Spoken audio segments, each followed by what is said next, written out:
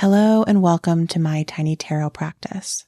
I'm Amelia Ruby, and on this show, I share my interpretations of the tarot as we journey card by card, first through the minor arcana and now through the major. We are currently in season 5 of the show, which is presented by Tarot for Creative Spirits, a journey of self-discovery through tarot by Cecily Saylor. Head to the show notes to learn more about this amazing book and get your exclusive discount code when you purchase a copy. In this episode, we're beginning our journey through the major arcana with the Fool. The Fool is numbered 0 in the tarot, and in the Rider-Waite-Smith edition of the deck, the Fool is pictured as a person holding a white rose and a long stick with a pack strapped to the end of it over their shoulder. They are looking up at the sky, wearing a wreath on their head and a tunic that has all these beautiful colors and flowers and stars on it. They're standing at the edge of a cliff and taking a step forward, seemingly almost off the cliff, while their gaze lingers on the sky above rather than the ground below. And underfoot, there is a small white dog who seems to be prancing or playing with them there. In the image of the Fool, we find our orientation toward beginnings. I think that this card is numbered 0 because it comes before we even begin. This is what is present before we take the first step of the journey.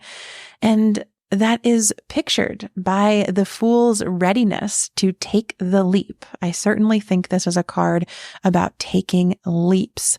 In the Rider-Waite-Smith imagery, quite literally a leap off of a cliff. They're going to step off of a cliff.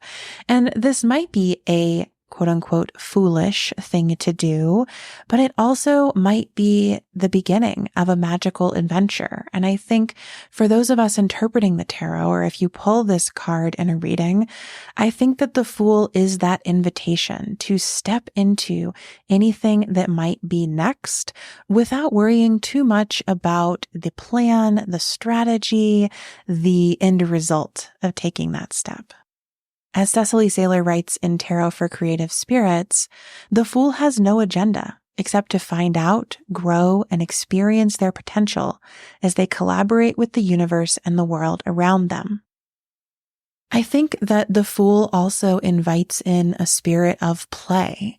With the Fool, we are encouraged to surrender our intellect and embrace our intuition, to let go of the rigidity of rational thought and get a little silly. In fact, that's how I think of the foolish nature of this card. I really think it embraces playfulness and silliness. And that's also why I love to see the little dog in the Rider-Waite-Smith imagery. We have this beautiful, playful creature joining us on our journey. And we have the rose as a symbol of openness, naivete, purity, and abundance even, that I think comes in with that image. I also love that Rachel Pollack interprets the stick that the Fool is holding as a wand and makes light of how silly it is to just wrap your bags on the end of your wand. But in fact, perhaps this suggests that the Fool has this deep font of magic and isn't fully aware of that yet. They are foolishly unaware of that, perhaps. And they have to set out on this journey to even realize what this wand is and how it might support them. This is very different than what we see in the next card of the Major Arcana, where the magician is certainly wielding their wand as a wand. But I love the idea that in the Fool, we have this wand undercover, this magic that's latent within each of us, but potent all the same. So again, if you pulled this card in a reading, I invite you to consider what journeys you might be setting out on, or if you're in the midst of a journey, where might you bring a little more playfulness or more beginner's mindset to whatever you already have in process.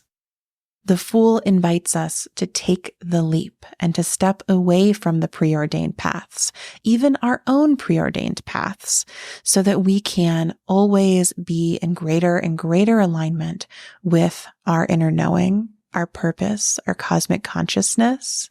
That's where the Fool will be taking us as we journey through the next 21 cards of the major arcana. And the Fool is often presented or considered the person who is taking that journey. So I think in this moment, we're all invited to embrace the Fool, to become the Fool even, as we step toward everything that is to come in this journey through the cards. Thank you again for listening to my Tiny Tarot practice and this episode on the Fool. This season is presented by Tarot for Creative Spirits by Cecily Saylor, and I highly encourage you to head to the show notes and check out this amazing workbook that guides you through the tarot card by card with creative prompts, reflection questions, artistic invitations, and more. In the show notes, you'll find a code for an exclusive discount when you order your copy. Thank you for supporting our sponsors, and thank you again for listening to my Tiny Tarot practice. Today, I encourage you to take the leap.